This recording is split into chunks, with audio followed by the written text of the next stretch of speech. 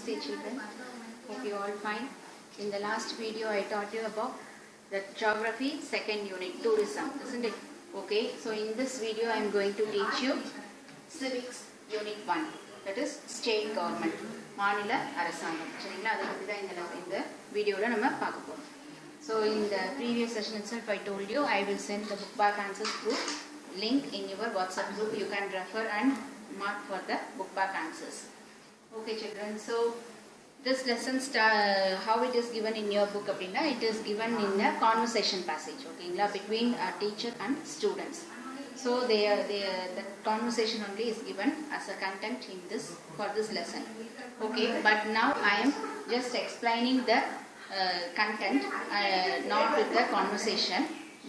If you read that lesson means you will be able to understand that conversation between teacher and a student. So what is the content given in this lesson அப்படிங்கிறது மட்டும் நான் அந்த main தீமை மட்டும் உங்களுக்கு இதில் எழுதி போட்டுட்டேன், அது மட்டும் நான் உங்களுக்கு டீச் பண்ணுறேன். ஓகேவா? So first thing the student ask about the MLA. சரிங்களா, அந்த எம்எல்ஏங்கிறது அவங்க கான்வர்சேஷனில் எப்படி வரும்னா, they are going to inaugurate one function.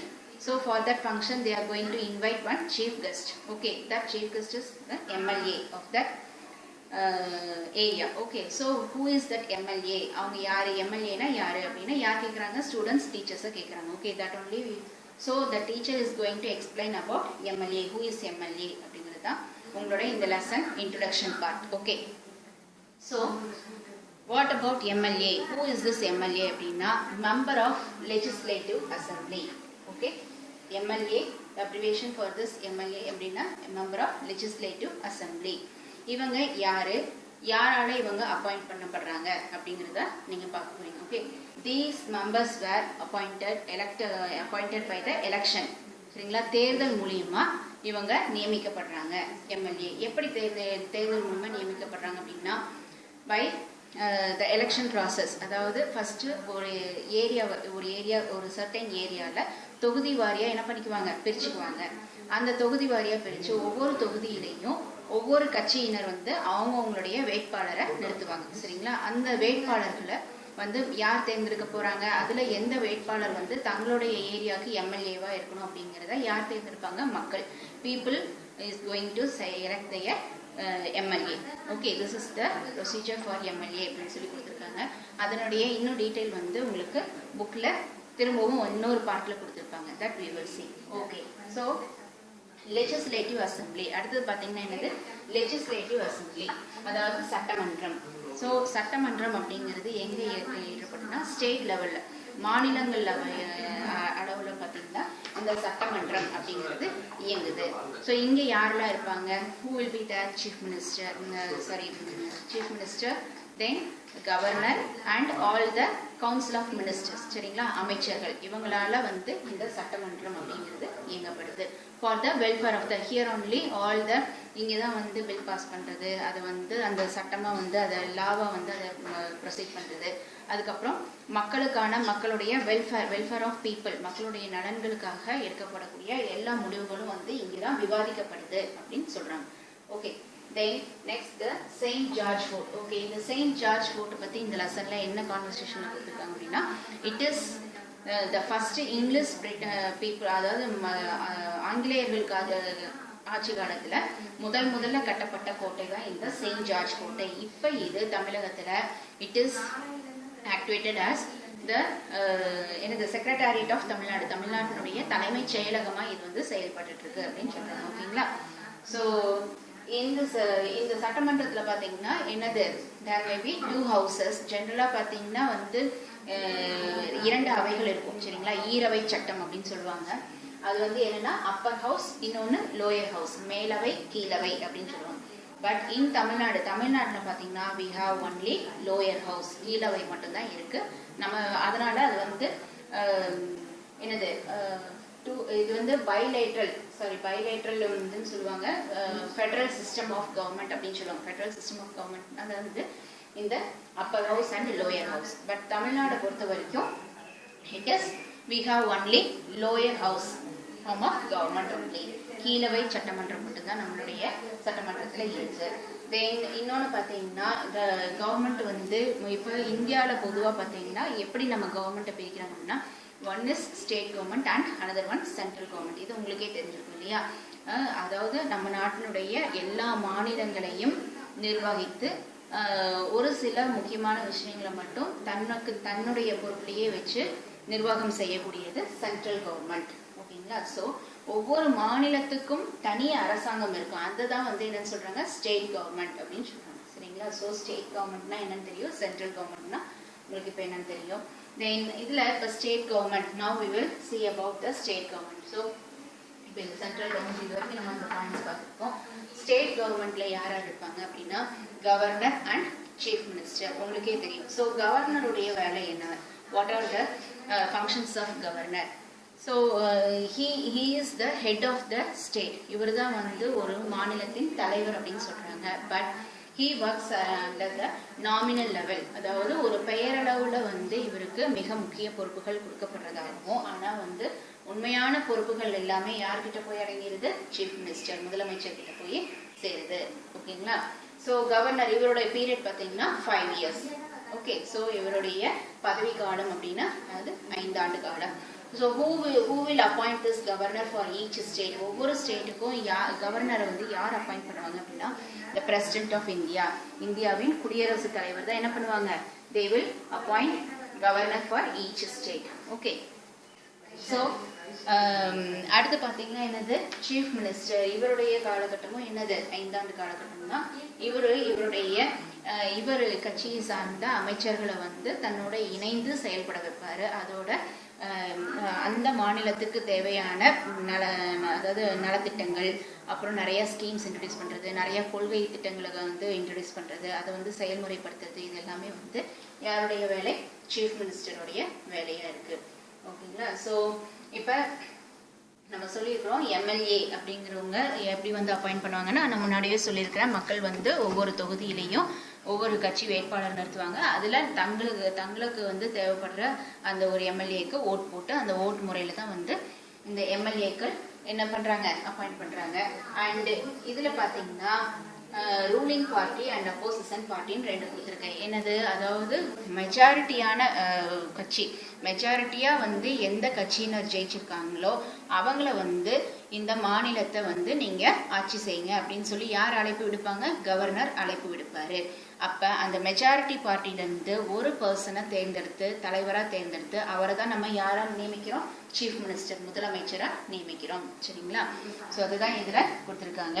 And இந்த மெஜாரிட்டி பார்ட்டி இல்லாமல் மற்ற கட்சியினரும் வந்து ஒரு சிலர் ஜெயிச்சிருப்பாங்க இல்லையா, அவங்கள தான் என்னன்னு சொல்கிறாங்க, அப்போசிஷன் பார்ட்டி, எதிர்கட்சியினர் அப்படின்னு சொல்கிறாங்க. So both this ruling party and opposition party இவங்க 2 பேரும் சேர்ந்து தான் என்ன பண்ணுறாங்க, லெஜிஸ்லேட்டிவ் அசம்பிளியா ஃபார்ம் பண்ணுறாங்க. சட்டமன்றத்தில் வந்து விவாதித்து எல்லா திட்டங்கள் மற்றும் சட்டங்களை வந்து அமல்படுத்துகிறாங்க அப்படின்னு சொல்கிறாங்க. ஓகேங்களா? So that's all children.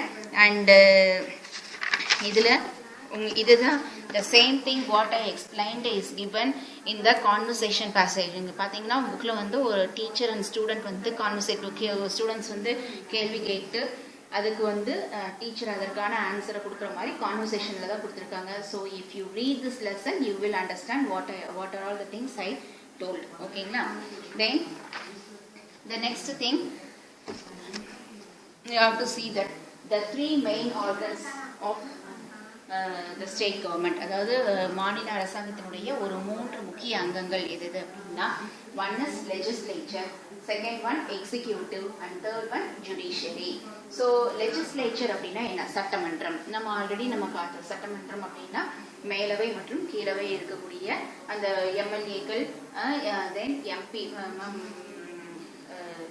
Members of legislative assembly, இவங்க இருந்து செயல்படக்கூடிய ஒரு சட்டமன்றம். இதுதான் லெஜிஸ்லேச்சர். அண்ட் எக்ஸிக்யூட்டிவ் அப்படின்னா எனது நிர்வாகத்துறை. சரிங்களா? ஒவ்வொரு நிர்வாகத்துக்கும் ஒவ்வொரு கேபினெட் மினிஸ்டர்ஸ் அமைச்சு ஒவ்வொரு இலாக்காவுக்கும் ஒவ்வொரு அமைச்சர்களை நியமனம் பண்ணி ஒவ்வொரு துறையினையும் கண்காணிக்கிறாங்க இல்லையா, அது எல்லாமே வந்து எதில் வந்துடும், எக்ஸிக்யூட்டிவ் நிர்வாகத்துறையில வந்துடும். தென் அடுத்து பார்த்தீங்கன்னா ஜுடிஷியரி, நீதித்துறை. ஸோ நீதித்துறை அப்படிங்கிறது சட்டங்கள் இயற்றப்படுறது, அப்புறம் அந்த சட்டங்களை வந்து செயல்படுத்துறது. அந்த சட்டங்கள் அதாவது சட்டங்கள் இயற்றுறது லெஜிஸ்லேச்சருடைய வேலை. சரிங்களா? அந்த இயற்றப்பட்ட சட்டத்தை வந்து செயல்படுத்துறது எக்ஸிக்யூட்டிவ், இவர்களுடைய பணி. இந்த எக்ஸிக்யூட்டிவ் இவங்க வந்து செயல்படுத்தக்கூடிய அந்த சட்டங்களை வந்து திருத்தி அமைக்கிறது, அதில் இருக்கக்கூடிய தவறுகளை சுட்டி காட்டுறது, இது மாதிரியான பணிகளை செய்யறது யாரு? ஜுடிஷியரி, நீதித்துறை. ஓகேங்களா? So that's all. அண்ட் இப்போ இந்த ஜுடிஷியரி நம்ம பார்த்தோம். ஜுடிஷியரினாவே என்னது? கோர்ட். அப்போ கோர்ட்டை பற்றி நம்ம ஏதோ இதில் தெரிஞ்சுக்க போகிறோம். என்ன தெரிஞ்சுக்க போகிறோம்? there is high court for all the state in India. ஒவ்வொரு மாநிலங்களுக்கும் வந்து ஒரு உயர் நீதிமன்றம் இருக்கு. அக்கார்டிங் டு அவர் கான்ஸ்டிடியூஷன், இந்திய அரசியலமைப்பு சட்டத்தின்படி நம்மளுடைய ஒவ்வொரு மாநிலத்துக்கும் ஒவ்வொரு உயர் நீதிமன்றம் இருக்கு. ஸோ இந்த உயர் நீதிமன்றத்துல யார் இருப்பாங்க? Chief justice and other judges. Chief ஜஸ்டிஸ்னா யாரு? தலைமை நீதிபதி. அதோட மற்ற பிற நீதிபதிகளும் இருப்பாங்க. So who will appoint this chief justice? இந்த தலைமை நீதிபதியை யார் அப்பாயிண்ட் பண்ணுவாங்க? the President of India. ஓகேங்களா? அவர் தான் வந்து இந்த தலைமை நீதிபதியை அப்பாயிண்ட் பண்றாங்க. And if is there any number இவ்வளவு எண்ணிக்கையில தான் ஜட்ஜஸ் இருக்கணுமா அப்படின்னா no, there is no number of judges. ஓகேங்களா? அதாவது இவ்வளவு ஜட்ஜ் தான் இருக்கணும், இத்தனை பேர் தான் இருக்கணும் அப்படிங்கிற அந்த எண்ணிக்கை கிடையாது. ஸோ த ஹைகோர்ட், இந்த ஹைகோர்ட் பார்த்தீங்கன்னா இவங்க என்ன செய்வாங்கன்னா they will rule over the state level controversies. ஓகேங்களா? அந்த மாநிலங்களுக்கு உண்டான சில அதாவது என்னது